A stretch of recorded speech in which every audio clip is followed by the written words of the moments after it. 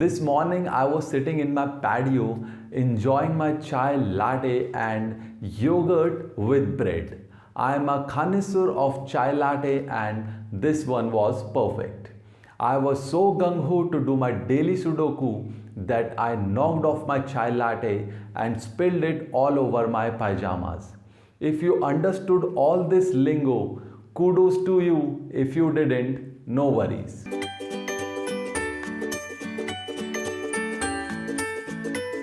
नमस्ते गाइस, मेरा नाम है अभिमन्यु। स्वागत है आप सभी का स्पीकर बाय इंग्लिश में। Guys, do you know English takes a lot of words from other languages and use them in daily conversation. Guys, English के बहुत सारे वर्ड्स ऐसे होते हैं, इंग्लिश में बहुत सारे वर्ड्स हम अदर लैंग्वेजेस से यानी दूसरी भाषाओं से, दूसरी कंट्रीज़ की भाषाओं से लिए गए होते हैं और ये गाइस हमें लगता है कि इंग्लिश के वर्ड्स हैं। तो गाइस, आज के इस वीडियो में मैं लेके आया हूँ आपके लिए 20 ऐसे शब्द, 20 वर्ड्स ऐसे बताऊंगा दोस्तों आपको जो आपको लगता होगा यार ये तो इंग्लिश के थे, बट एक्चुअली में वो इंग्लिश के नहीं थे। तो गाइस, बहुत ही इंटरेस्टिंग टॉपिक है, बहुत मज़ा आने वाला है आपको। तो वीडियो को शुरू से लेके अंत तक पूरा देखिएगा। तो आइए गाइस, शुरू करते हैं इस वीडियो को। तो गाइस, पहला जो वर्ड है आपका वो है पैडियो। ये एक स्पेनिश वर्ड है दोस्तों, ये स्पेनिश लैंग्वेज से लिया गया है पैडियो। इसे बोलते हैं पैडियो, बट इसकी स्पेलिंग जो है दोस्तों वो है PATIO। तो टी की साउंड जो है वो डी की साउंड में चेंज हो जाती है दोस्तों। ऐसा इसलिए है क्योंकि अमेरिकन इंग्लिश में टी अगर सराउंडेड है वावल से, दोनों तरफ वावल्स हैं अगर टी के, तो उसकी साउंड डी वाली हो जाएगी, वो चेंज हो जाता है डी में, उसकी साउंड चेंज हो जाती है डी में। ठीक है दोस्तों। अब पैडियो होता क्या है दोस्तों? Patio it's an outdoor area usually made with cement और स्टोन। दोस्तों, ये पैडियो एक आउटडोर एरिया होता है, आपके घर से ही जुड़ा हुआ होता है थ्रू अ वॉकवे और थ्रू अ पाथ। और उसमें दोस्तों एक टेबल भी हो सकती है खाने के लिए, और वो आपसे घर से दोस्तों कनेक्टेड रह सकता है, यानी एक तरीके से गार्डन आप कह सकते हैं, बट वो स्टोन्स होते हैं उसमें या सीमेंटेड होता है वो। ठीक है दोस्तों। तो आप कह सकते हैं I like to eat my breakfast on the patio. मतलब आपको अपना ब्रेकफास्ट जो है पैडियो में बैठ के खाने में अच्छा लगता है। ठीक है दोस्तों। एंड या बोल सकते हैं we were sitting in the patio and enjoying, मतलब आप वो गार्डन वाले स्पेस में बैठे हुए थे और इन्जॉय कर रहे थे। अगला वर्ड है दोस्तों आपका, ये भी स्पेनिश वर्ड है, ये है आपका सेवी। SAVVY सेवी। इसका मतलब होता है दोस्तों, it means you have some practical knowledge और maybe you have an ability to make good judgements और गुड चॉइसेस। मतलब आपकी एबिलिटी है, आप गुड जजमेंट या गुड चॉइसेस आप कर सकते हैं। तो अगर मैं इसका एग्जांपल दूं आपको, तो आई lack mechanical savvy, so if I have trouble with my car I ask my mechanic for help. I lack mechanical savvy means दोस्तों आपको मशीन्स की नॉलेज नहीं है, प्रैक्टिकल नॉलेज नहीं है। तो आपकी जब भी गाड़ी ख़राब होती है तो आप मैकेनिक को बुलाते हैं। ठीक है दोस्तों। अगला है दोस्तों आपका वर्ड पापराजी। पापराजी आपने सुना भी होगा, ये एक दोस्तों इटालियन वर्ड है आपका, इटालियन। ये आपको लगता होगा इंग्लिश है, बट ये इटालियन वर्ड है पापराजी। इसका मतलब होता है दोस्तों photographers who take pictures of high profile people such as actors या पॉलिटिशियंस या कोई भी सेलिब्रिटी हैं दोस्तों, बट हाई प्रोफाइल जो होते हैं तो ये लोग उनकी फ़ोटोग्राफ्स लेते हैं, तो इन्हें आप कहते हैं पापराजी। तो इसका अगर मैं आपको एग्जांपल दूं, when Angelina Jolie and Brad Pitt began shooting the पापराजी had a field day. Means जब एंजेलिना जॉली और ब्रैड पिट ने शूटिंग शुरू की तो पैपराजी लोगों का पिक्चर्स खींचने का काम शुरू हो गया। आप ये भी बोल सकते हैं दोस्तों, I am so glad that I am not famous and paparazzi don't follow me. मतलब आप खुश हैं कि आप फेमस नहीं हैं, कोई सेलिब्रिटी नहीं है, इसलिए पैपराजी लोग आपको फॉलो नहीं करते। अगला जो आपका वर्ड है दोस्तों, ये भी इटालियन वर्ड है, इसे आप कहते हैं कार्टून। ये तो आपको पता ही होगा दोस्तों, कार्टून जो होते हैं हमारी ड्राइंग्स होती हैं जो हम बनाते हैं, या कोई भी कार्टून मूवी भी हो सकती है। सो इट्स ए ड्राइंग और a motion animated set of drawings. ठीक है दोस्तों, ये एक इटालियन वर्ड है और आपने सुना भी होगा। तो इसका अगर मैं आपको एग्जांपल दूं, तो Walt Disney is famous for his cartoon drawings. ठीक है दोस्तों। अगला है आपका लाटे। लाटे जो मैंने आपको बोला था पहले, लाटे, ये भी एक इटालियन वर्ड है। It's an espresso drink with some steamed milk. दोस्तों एस्प्रेसो का मतलब होता है कॉफ़ी, कॉफ़ी मतलब कॉफ़ी होती है जिसमें एक स्टीम्ड मिल्क होता है, इसमें मिल्क भी ऐड होता है, ठीक है दोस्तों। सो ये आपको एक इंग्लिश वर्ड लग रहा होगा, बट दोस्तों ये एक इटालियन वर्ड है। तो अगर मैं इसको एग्जांपल दूं आपको, so my friend usually drinks coffee black but sometimes he makes a latte. मतलब वो ब्लैक कॉफ़ी पसंद करता है पीना, बट कभी कभी वो लाटे भी पी लेता है। सो इसका अगर एग्जांपल, एक और एग्जांपल दूं, I was feeling really sleepy so I got a latte. मतलब मेरे को नींद आ रही थी तो मैंने एक लाटे मंगवा ली। अगला जो है दोस्तों आपका वो है योगर्ट। योगर्ट दोस्तों आपने सुना होगा, और ये word yogurt is an Turkish word. अब दोस्तों देखिए यहाँ पे थोड़ा सा मैं आपको समझाना चाहूँगा कि कर्ड और योगर्ट में क्या फ़र्क है। कर्ड और योगर्ट आपको लग रहा होगा दोनों का मतलब दही है, दोनों दही ही हैं, बट फ़र्क इतना सा है कि देखिए कर्ड जो होती है दोस्तों, कर्ड बनती है आपकी फटे हुए दूध से, यानी कर्डल्ड मिल्क। फटे हुए दूध को कहते हैं आप कर्डल्ड मिल्क। तो curd is made from curdled milk. But yogurt जो होता है दोस्तों, ये बनता है आपका बैक्टीरियल फर्मेंटेशन ऑफ मिल्क। तो दोस्तों ये डिफरेंस है कर्ड और योगर्ट में। कर्ड बनती है फटे हुए दूध से, और योगर्ट बनती है आपकी बैक्टीरियल फर्मेंटेशन ऑफ मिल्क। अब बैक्टीरियल फर्मेंटेशन दोस्तों मान लीजिए जैसे कि मिल्क जो होता है उसमें बैक्टीरियाज होते हैं, गुड भी और बैड भी। तो दोस्तों जो गुड बैक्टीरियाज होते हैं उन सबको मिलाकर योगर्ट बनाया जाता है। ये मैंने आपको शॉर्ट वे में बता दिया। तो अगर मैं इसका एग्जांपल दूं तो in the lunch I like to have yogurt with my food. मतलब लंच में मुझे अपने खाने के साथ योगर्ट पसंद है। या फिर आप कह सकते हैं I learn how to make yogurt at home. ठीक है दोस्तों। अगला है आपका कियोस्क। कियोस्क KIOSK, कियोस्क, ये भी आपका एक टर्किश वर्ड है। इसका मतलब होता है अ स्मॉल बूथ और stand where you can buy something. मतलब एक छोटे छोटे बूथ होते हैं, या इंडिया में देखें तो ठेली जिन्हें आप कह सकते हो। और ये ज़्यादातर दोस्तों आपको शॉपिंग मॉल या एयरपोर्ट जैसी जगहों पर मिलते हैं। तो अगर आप एग्जांपल देंगे तो आप कह सकते हैं I went to the kiosk to buy a ticket for the train. मैं एक बूथ पे गया ट्रेन का टिकट लेने। तो बूथ को ही आप जो है टर्किश जो वर्ड है इसे में आप टर्किश में कियोस्क कहते हैं। कियोस्क का मतलब बूथ ही समझ लीजिए आप। सो एक और एग्जांपल देता हूँ, there is a newspaper kiosk in the station. There is a newspaper kiosk in the station. अगला है दोस्तों आपका जॉनर। जॉनर ये आपने सुना होगा GENRE, बट इसकी प्रोनाउंसिएशन होती है जॉनर। जॉनर। ठीक है दोस्तों, ये एक फ्रेंच वर्ड है। फ्रेंच वर्ड है ये। देखिए देखो दोस्तों, आपको लगता होगा इंग्लिश वर्ड है but it's an French word. So इसका मतलब होता है दोस्तों style of movie, music, film या लिटरेचर, किसी भी चीज़ का जो स्टाइल होता है। So there might be a horror film. बहुत सी मूवी हॉरर होती हैं, बहुत सी कॉमेडी होती हैं, बहुत सी रोमांटिक होती हैं। तो ये हॉरर, कॉमेडी, रोमांटिक, ये सारे जॉनर हैं। ठीक है दोस्तों, मतलब आप इसे शॉर्ट में समझे तो कैटेगरीज भी आप बोल सकते हैं। तो इस पर अगर मैं आपको एग्जांपल दूं, in my opinion the romantic film genre is the best. मेरे ओपिनियन में रोमांटिक जो जॉनर है वो बेस्ट होता है। या फिर एक और एग्जांपल देखते हैं, my favourite genre of music is jazz. मुझे जैज़ म्यूज़िक पसंद है।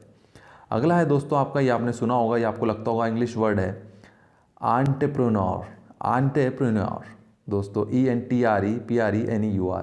अब दोस्तों देखिए इसे इंग्लिश में अगर आप बोलेंगे, इंग्लिश में बोलेंगे मतलब अमेरिकन इंग्लिश में बोलेंगे तो ये होता है एंटरप्रेन्योर। इसकी प्रोनाउंसिएशन होती है आ से, एंटरप्रेन्योर।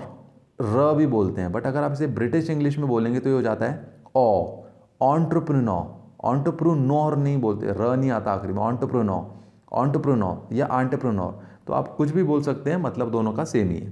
ठीक है दोस्तों, इसका मतलब होता है a person who makes money by running their own business, या हु वर्क्स फॉर देमसेल्व्स। इसका मतलब ये भी है कि जो अपने लिए काम करते हैं और अपने लिए काम करके पैसा कमाते हैं, तो ये वो होते हैं एंटरप्रेन्योर। ठीक है दोस्तों, इसका एग्जांपल दूं, I don't like having a boss so I decided to become an entrepreneur. और या आप कह सकते हैं with the internet it's so easy to become an entrepreneur. ठीक है दोस्तों, जैसा कि अगर आप स्केच बनाते हैं या कोई पेंटिंग करता है तो आप उसे ऑनलाइन सेल कर सकते हैं और कुछ पैसा कमा सकते हैं, तो यू आर एन एंटरप्रेन्योर। ठीक है दोस्तों। अगला है कॉन्नोसोर। कॉन्नोसोर, अब दोस्तों देखिए CONNOISSEUR। अब इसे आप कॉनो सोई और बोलेंगे अगर आप देखें, बट इसकी प्रोनाउंसिएशन होती है कानोसोर, अमेरिकन में कानोसोर।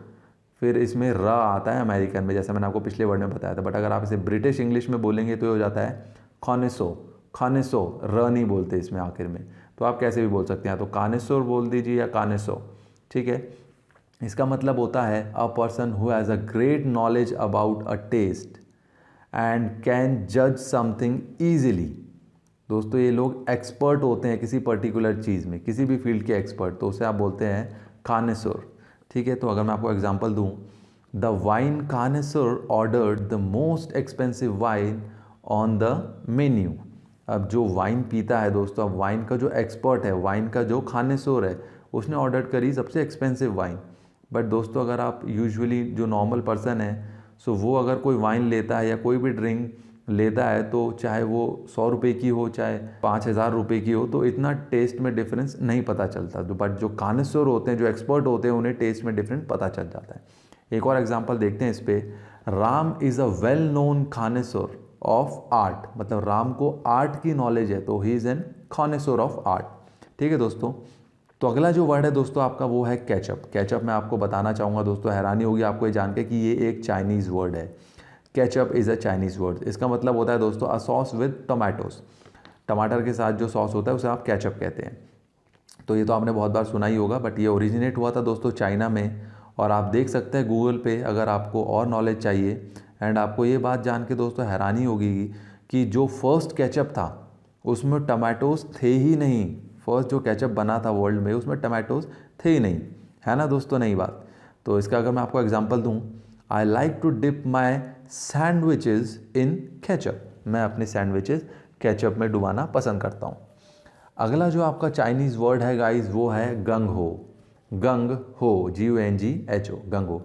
इन English it means that you are really enthusiastic and excited about something. मतलब किसी भी चीज़ के लिए आप एक्साइटेड हैं तो उसे आप बोलते हैं गंग हो। तो इसका अगर मैं आपको एग्जांपल दूं, my friend was gung ho about organising my birthday party. मेरा फ्रेंड जो था वो बहुत ही एक्साइटेड था मेरी बर्थडे पार्टी के लिए। ये वर्ड दोस्तों गंग हो नेगेटिव में भी यूज़ हो सकता है। अगर मैं आपको एग्जांपल के माध्यम से समझाऊं, आई was not gung ho about preparing my taxes and filling all the documents at the beginning of this year. मतलब I was not gung ho about preparing my taxes means मैं एक्साइटेड नहीं था बिल्कुल भी अपने जो है टैक्सेस को प्रिपेयर करने को, फाइल करने के लिए eight the beginning of the year, मतलब साल के शुरू में ही, ठीक है दोस्तों। अगला है आपका सुडोकू। ये आपने दोस्तों बहुत लोगों ने शायद सुडोकू किया भी होगा, न्यूज़पेपर में भी आता था दोस्तों काफ़ी, अभी भी आता है गैस।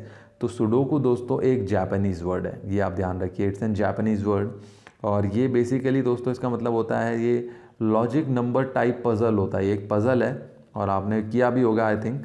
तो इसका अगर मैं आपको एग्जांपल दूं, on a long flight it's nice to do sudoku. मतलब जब लंबी फ्लाइट हो या जब भी आप कहीं ट्रैवल कर रहे हो तो आप सुडोकू खेल सकते हैं। ये आप दोस्तों अपने मोबाइल में भी खेल सकते हैं। कुछ लोग ये भी कहते हैं कि sudoku is a good way to keep your brain active and healthy. बहुत लोग ये मानते हैं दोस्तों कि सुडोकू खेलने से आपका ब्रेन हेल्दी होता है। अगला है दोस्तों आपका टाइकून। ये भी एक जापानीज़ वर्ड है, टाइकून, ये आपने सुना होगा, TYCOON। इसका मतलब होता है दोस्तों अ वेल्दी पावरफुल पर्सन। आप कह सकते हैं Elon Musk has become a tycoon in space industry. Elon Musk जो दोस्तों वर्ल्ड के सबसे अमीर आदमी है, स्पेस इंडस्ट्री में ही इज़ अ टाइकून। या अगर आप एक और एग्जांपल देखें, Mukesh Ambani is a business tycoon in India, ठीक है दोस्तों। अगला जो वर्ड है दोस्तों आपका वो है ग्लिच, GLITCH, ग्लिच। ये आपका एक यिडिश वर्ड है, यिडिश लैंग्वेज का वर्ड है। इसका मतलब होता है इट्स ए टेम्पररी प्रॉब्लम और malfunction in some type of machine. कोई भी अगर टेम्पररी प्रॉब्लम आ जाती है तो उसका मतलब होता है ग्लिच, ठीक है दोस्तों। एग्जांपल देता हूँ, my computer had a glitch and it suddenly shut down. या फिर एक और एग्जांपल देखिए, because of the website glitch I was not able to book my order on Flipkart. मतलब वेबसाइट में कुछ ग्लिच था, मतलब कोई टेम्परेरी प्रॉब्लम थी, इसलिए मैं ऑर्डर फ्लिपकार्ट पे बुक नहीं कर पाया। अगला जो वर्ड है दोस्तों आपका लिंगो, LINGO, लिंगो। ये एक पोर्टुगीज़ वर्ड है दोस्तों, पोर्टुगीज़, ठीक है। इसका मतलब होता है it's a special type of vocabulary that different fields use, मतलब किसी भी फील्ड के जो कुछ वर्ड्स होते हैं जो नॉर्मल इंसान नहीं समझ पाता। जैसा कि मान लीजिए आप मैकेनिकल इंजीनियर हैं, तो आपकी इंडस्ट्री में कुछ ऐसे वर्ड्स होंगे जो आम लोग नहीं समझ पाएंगे, मुश्किल होगा उन्हें समझना, तो उन सारे स्पेशल वर्ड्स को आप कहते हैं लिंगो। ठीक है दोस्तों, तो इसका अगर मैं आपको एग्जांपल दूं, once I learn some mechanical lingo I was able to describe my car problem to the mechanic. मतलब जैसा कि आपने कुछ मशीन्स के जो आपने कुछ स्पेशल वर्ड सीखे, तो आप अपने मैकेनिक को बहुत ईजिली अपनी कार की प्रॉब्लम बता पाए। अगला है दोस्तों आपका एनोनिमस। एनोनिमस ये एक दोस्तों एक ग्रीक वर्ड है। ग्रीक जो है it's one of the ancient language guys, सबसे पुरानी भाषा जो है हमारी ग्रीक ही है, मतलब वन ऑफ द पुरानी भाषा। ठीक है दोस्तों, इसको कहते हैं आप, इस वर्ड की जो प्रोनाउंसिएशन है वो है एनोनिमस, एनोनिमस। ठीक है, इसका मतलब होता है दोस्तों अननोन, आपको मतलब पता ही नहीं है किसने कहा, या आप कह सकते हैं जैसे कि अगर मैं आपको एग्जांपल दूं, the poem is famous but the author is anonymous, मतलब पता ही नहीं है कि किसने लिखी है। या फिर एक और एग्जांपल देखते हैं, an anonymous person called me last night, मतलब किसी अनजान व्यक्ति ने आपको कल कॉल किया। अगला है दोस्तों आपका कूडोज। ये भी एक ग्रीक वर्ड है कूडोज। इसका मतलब होता है प्रेज और achievement for doing well, just like दोस्तों अप्रिसिएशन। तो अगर मैं इसका एग्जांपल दूं, my boss gave me kudos for my presentation, मतलब आपके बॉस ने आपको प्रेजेंटेशन के लिए अप्रिशिएट किया, तो बोल सकते हैं कूडोज। ठीक है, कूडोज दोस्तों हम बहुत बार कॉन्ग्रेचुलेशंस की जगह पर भी यूज़ कर देते हैं। तो अगर एग्जांपल दूं, kudos to the team who won the championship, मतलब kudos to the team means आप कॉन्ग्रेचुलेट कर रहे हैं टीम को। ठीक है दोस्तों, तो गाइज ये था हमारा आज का वीडियो जिसमें आपने सीखे 20 ऐसे फॉरेन लैंग्वेज वर्ड्स जो आपको लगता था कि इंग्लिश के वर्ड्स हैं बट एक्चुअली में वो इंग्लिश के नहीं थे। तो आई होप दोस्तों आपने इस वीडियो से भी कुछ ना कुछ ज़रूर सीखा ही होगा। तो गाइज मिलते हैं अगले वीडियो में एक नए टॉपिक के साथ, तब तक के लिए नमस्कार, धन्यवाद।